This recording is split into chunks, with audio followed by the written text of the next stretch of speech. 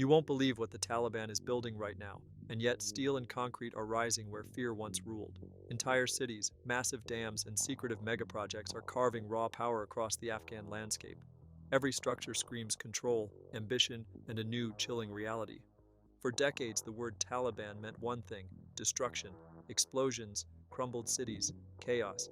That was the image carved into the world's memory.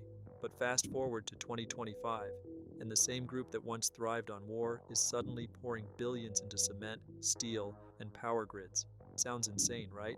They're not just tearing things down anymore, they're laying foundations. And make no mistake, this isn't charity, it's a strategy.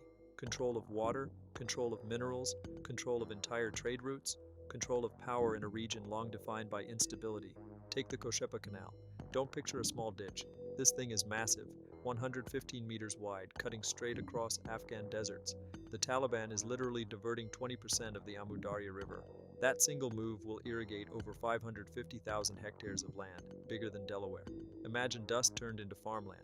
For a country hooked on imports, this screams food independence. Farms that were once hopeless sand dunes could now support crops that feed millions. And with that water, local economies can explode. Markets for fruit, vegetables, and grains could rise almost overnight. But independence for Afghanistan means tension for neighbors. Uzbekistan and Turkmenistan rely on the same river for their cotton. The Taliban basically told them, too bad, we're taking it. And they're not bluffing. 6,000 workers, giant excavators, and $684 million on the table, plus another $100 million from Taliban coffers. This isn't a plan, it's already happening. And it's redrawing Central Asia's water map in real time. Experts warn that disputes over water could escalate into diplomatic crises or even military standoffs. What used to be a river is now a bargaining chip worth billions. That's why people are whispering, water wars. The Taliban isn't stopping at canals. They're building dams like Bakshabad. These aren't just walls of concrete, they're weapons. Flip a switch and you control electricity. Turn a valve and you starve your neighbor's crops.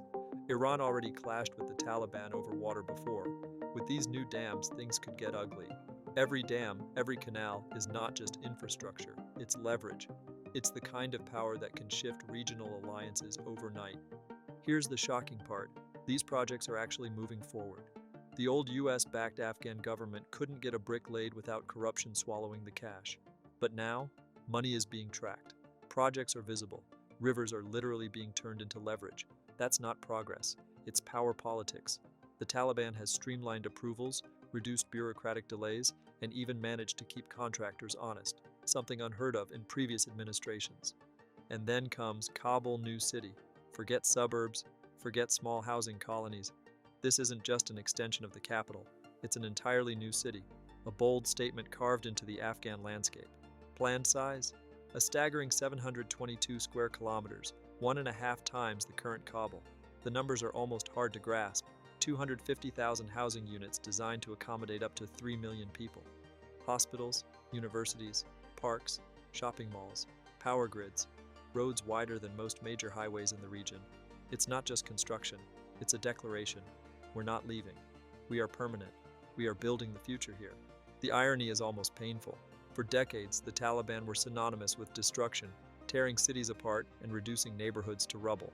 Now, they're orchestrating a project that looks futuristic, even ambitious by global standards. But Kabul New City isn't just about flashy skylines or urban pride. Whoever controls the capital controls the story. This isn't just cement and steel, it's symbolism. Every skyscraper, every wide boulevard, every public park sends a message. We are capable of stability, we are capable of governance, and we are here to stay. It's a city designed not just to house people, but to house power, legitimacy, and perception. Yet zoom out, and the picture becomes far darker. In August 2025, the Taliban announced a $92 million commercial project in Kunduz, a 63-acre trade center complete with a wholesale market and an appliances hub. On the surface, it's economic revival, a nod to business, jobs, and growth. But travel a few hundred kilometers south to Ghazni, and the story shifts entirely. Entire settlements are being constructed for extremist groups, Al-Qaeda, the TTP, and others. Housing units, religious schools, training facilities. These aren't on glossy brochures. These are shadow projects, incubators for terror hidden alongside real urban development. The shiny new city above ground and the militant training camps underground exist simultaneously, feeding into the same political and geographic reality. Both are real, both are functional, both are part of the same strategy. That's Afghanistan in 2025. One face looks like Dubai, modern, ambitious, built for commerce and life. The other looks like Waziristan, remote, secretive, hardened for war and ideology. And both wear the same mask. Skyscrapers rise beside dust-choked streets, malls glitter near training camps, highways cut through valleys that hide arsenals. The duality is stark, almost cinematic, progress and menace intertwined, creation and destruction walking hand in hand. Kabul New City is not just a city, it's a symbol of Afghanistan's contradictions, a tangible representation of a nation simultaneously dreaming of the future and harboring the shadows of its past. Now let's talk geography. Afghanistan has always been the crossroads of Asia, a land that connects cultures, trade routes, and ambitions across an entire continent. For decades, it was seen as nothing more than a bomb crater, a war-torn graveyard with mountains that echoed the sounds of artillery instead of commerce. But in 2025, the Taliban is trying to flip the script entirely. They're not just surviving, they're attempting to transform. Enter CPEC, the China-Pakistan Economic Corridor, which is officially extending into Afghanistan. Translation? Beijing gets a shiny new doorway into Central Asia. Kabul? It finally gets relevance. After years of sanctions, embargoes, and endless conflict, Afghanistan is creeping back onto the world stage, and this time it's not through guns or fear, it's through geography, infrastructure, and strategic positioning. But the real crown jewel? The Trans-Afghan Railway, a $4.8 billion marvel stretching 573 kilometers, threading through mountains, valleys, and deserts that have seen more conflict than calm. Right now, shipping cargo along that route drags on for 35 grueling days. With the railway, just 4 days. That's not just efficiency, that's transformation on a scale that could rewrite Afghanistan's economic story overnight. But the challenge is brutal. 300 bridges, 5 megatunnels, and engineering feats that would make seasoned contractors break a sweat. If it succeeds, Afghanistan flips its identity from landlocked to land-linked. Transit fees alone, over $1 billion a year, a staggering figure derived purely from geography and logistics. Suddenly, Kabul isn't a forgotten capital, it's a hub, a waypoint for commerce that could ripple through an entire region. And don't overlook the TAPI pipeline, the $10 billion zombie project that refused to die. Once shelved, it has been resurrected and promises to pump 33 billion cubic meters of natural gas annually. Afghanistan pockets roughly $1 billion in transit fees, and that's just the start. Layer in CASA 1000, a $1.2 billion electricity transmission project, approved by the World Bank in 2024, and suddenly Afghanistan wields influence without even firing a shot. Recognition? Optional. Leverage? Absolute. Geography doesn't care about politics, and Afghanistan is using it as a weapon. Energy prices, electricity distribution, regional stability, all can be influenced by the routes and pipelines crisscrossing the country. Numbers aren't just statistics here, they are power. None of this, of course, happens without money, and Afghanistan has it, buried in plain sight beneath its rugged terrain. Between $1 and $3 trillion in untapped minerals, lithium, copper, rare earths, Afghanistan sits on a literal treasure chest. The world's tech industries are starving for them, and the Taliban is now feeding that hunger. The Ainak copper mine, abandoned for decades, now hums with activity, guarded by fighters who once destroyed mines. Lithium for batteries, copper for electronics, rare earths for satellites and fighter jets. Afghanistan's subterranean wealth is not a rumor. It's a seismic economic reality. Revenue is flowing.